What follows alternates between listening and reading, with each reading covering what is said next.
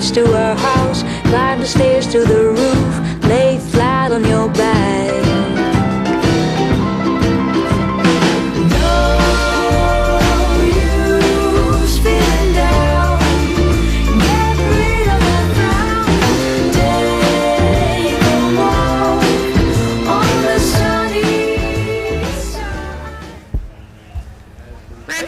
As far as I know, you were the originator of the electric-powered pack on Ultralight or light aircraft like this. That's true. You came over. You were the first journalist to come over and start asking me questions when I was at Sun and Fun in 2007 with our first trike, and I appreciate that. Thanks. And it looks like you've been taking steps slowly, but you're getting bigger and bigger and bigger, and then all of a sudden I come to this show and you're back down to where you started from. Oh, that's true. We were working on a two-seater and a single-seat motor glider, but I'm a trike guy. I started with hang gliders and trikes. Actually, the reason we went to electric is because I loved to fly, but the gas engine was too damn loud and vibrating. So, wanted to have something a lot quieter and vibration-free to fly, so that's how we did our original electric trike. And then after the electric trike, you went into the ElectraFlyer C, I think it was called? Right, a little motor glider, which worked out great. Joe Bennis, the pilot, he was been flying it at all the air shows, Oshkosh, Sun and Fun. Sun and Fun's been great. And you were on all of the television stations. I remember seeing interviews. And what, with Jay Leno, you mean? CNN and O'Brien. Oh, yeah. He came and interviewed me, O'Brien from CNN. So that made a little TV thing there. But I really enjoy open air flying. So and I have a wing that was not good for a regular trike. So we developed this new trike. What's different about this one? This one has features that will allow it to fly with rigid wing trikes. It has a connection on top that allows yaw. The standard trike connection doesn't allow that, so it wouldn't put any load on the keel of it. It folds up really small. You can fold it up in flight as far as the landing gear. The landing gear rotates forward. There's a pin here that slides forward, and the wheels end up right here. And normally where your knees are raised slightly, it comes in right below your knees for streamlining. Is there a little pod or anything goes with that? I'm going to have a little pod on it. I have a couple of pods back at the shop, but for now I wanted to show it, so everything was visible. We did a lot of different things. We reimagined it. Instead of having a welded steel tube here, we just cut a little piece of bar stock to give the rake for the front wheel. We made the track for the sliding landing gear. Here we go with it. This is how the seat part works. There's a little pin that holds that. This bracket is made high. Normally you would unplug this, pop off the connectors for the battery box, aircraft connectors, that holds it now. Lift off the battery box, and then you can remove this little section. This is the load-bearing part. It's different than a normal trike. And then it folds as a parallelogram. As it folds down, this moves this way. As a matter of fact, let me take the screws out and I'll fold it. Normally to fold it up, you remove the battery pack. These are little connectors.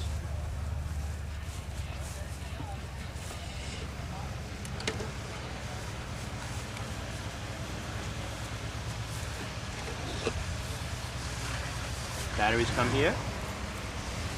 You remove these two screws, these two bolts. This is the load-bearing member. It's a piece of aircraft strut, very strong and streamlined.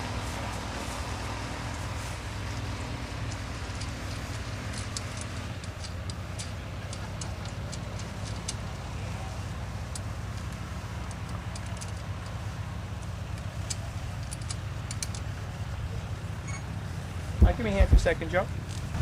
Just take the weight right here. And we're going to allow it, and then you're going to let it come down. All right, so we pop this out and let it slide. Let it come down, Joe. Okay. Little thing I forgot, we need to remove this. Hang on for that.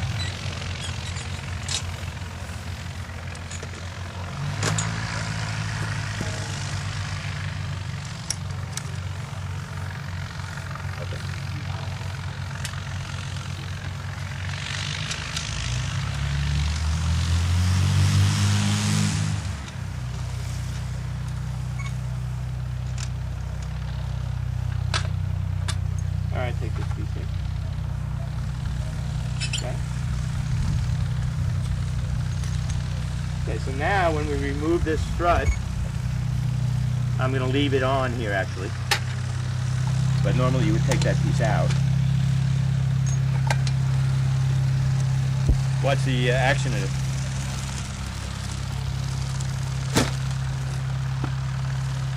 Almost fit into a suitcase. We could do it. It actually folds a little flatter.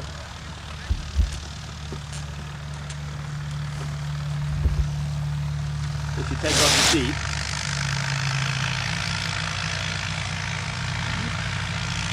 And then of course this comes off as well. I've been leaving it on. So that's the folded package. And then we put a little strap around here just to get the wheels all the way into their spot. I understand you're also going to be looking at producing an Ultralight with an electric motor. Yes, we wanted to do an Ultralight that was a good soaring, all composite machine, similar to this one, 37-foot span, but under 254 pounds, so it would meet the Ultralight rule. As you know, right now, for electric propulsion, you're only allowed to use it for ultralights and experimental aircraft, home built. And that's what we do with our two-seater. It's sold as an experimental home build. But not everybody wants to build. So for one of the ways to get it into the market would be to make sure it was ultralight, under 254 pounds, to meet the ultralight rules. And yet be a really great soaring machine, very efficient, so it would fly long run times on a reasonable sized battery pack. So that's why we developed, we're working on it now. You're looking at all composite construction on it? All composite. To be under 250 pounds, you have to use carbon fiber and aramid. Makes it a little expensive, but get a really nice design. This is our works plane here. It's not the one we're going to be selling. The one we're going to be selling is similar specification, though. 11.2 meter wing, about 37 feet. We're going to have a panel similar to this. Can't really see it here. Yeah, just a basic panel by the looks of it. Yeah, basic panel. Our little GPS goes here. We've got one of those little aviators. This is the voltage, which is used as your fuel gauge. Ammeter, which is to show you how much current you're using, and also when you have regen. This is our normal regen setup. When you're descending and spinning the prop or circling a lift, you can recharge the batteries with the regen. And it'll have all those features. Hey, can we go back and have a look at the engine? Yeah, sounds good. Let's go take a look. This looks a lot, I don't know, bigger or beefier than the... Yeah, it's bigger. It's an outrunner type with the magnets on the outside. Produces 30 horsepower continuously.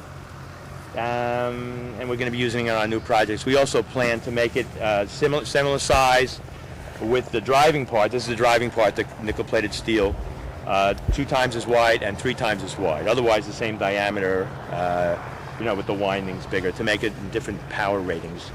Now, what kind of life or what type of, distance or time would someone have with the system that you currently have? It depends on how much batteries you want to run. If you remember the ElectraFlyer C, we get about an hour and a half run time with that, and that's a less efficient, faster flying machine. This one is made right now with a smaller battery pack. We feel we're going to get about an hour and a half with that. But there's a lot of room behind the seat. We could put probably 3 times as much batteries in there. One of the things I was talking to Dale Kramer, who had an electric Laser, right. And he took it that the FAA, when they said fuel in a volume, 5 gallons, and what he did is he designed his 5 gallons of fuel to be 5 gallons of batteries. He took the actual capacity, the volume, and... The volume.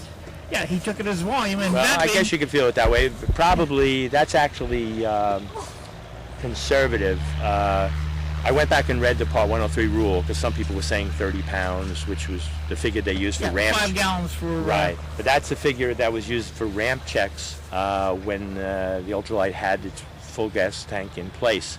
I went back and read the rule. It says nothing about pounds of fuel. It's only... No, but it says volume, and it 5 says... gallons, right? It says that's 5 gallons. That's an interesting take on it. That might be a good idea. Because it gives him that extra to use for fuel, because you would normally have 5 gallons of fuel in this airplane. Right. And that 5 well, gallons... that volume would be enough for an awful lot of batteries. Yeah. So that might be one way to approach it. The other way is, what is the actual equivalent in batteries of 5 gallons of gasoline?